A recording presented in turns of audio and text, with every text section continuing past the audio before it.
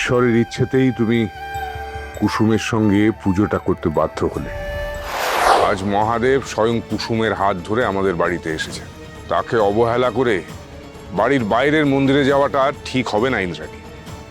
মণি, আমার মনে হয় তোমার এই অসুস্থ বোধ করা, তোমার মাথা ঘোরা, এই সব কিছুই হয়তো মহাদেবের কোনো ইঙ্গিত। জেদ করো না ইন্দ্রাণী, আমার কথাটা রাখো। তুমি এখানেই পুজোটা সেরে নাও।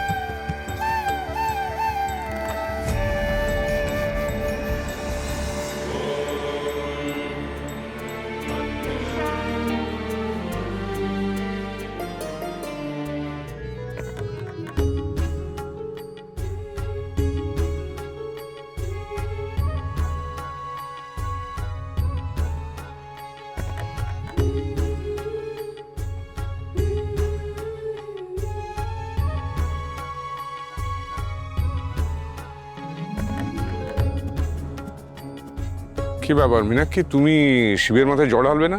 দেখছো তো গাঙ্গুলির বাড়ির 3 জন বউ একসঙ্গে শিবের মাথায় জল ঢালছে, তা তুমি কেন বঞ্চিত হবে? যাও গিয়ে জলটা ঢালো।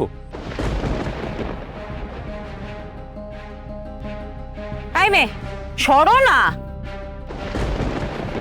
কাকিমণি কি করছো নাকি?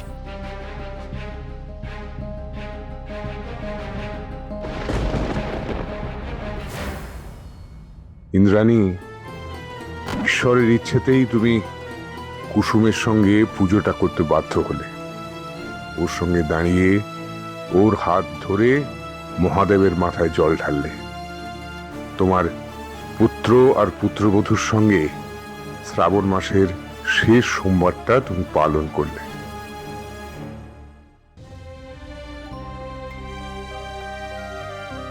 রাজ, জল খাইয়ে আমার ব্রত ভঙ্গ করো।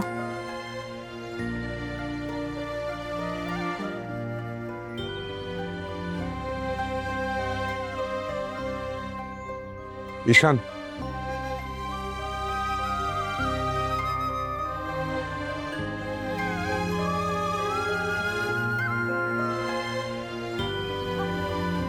আয়ুষ,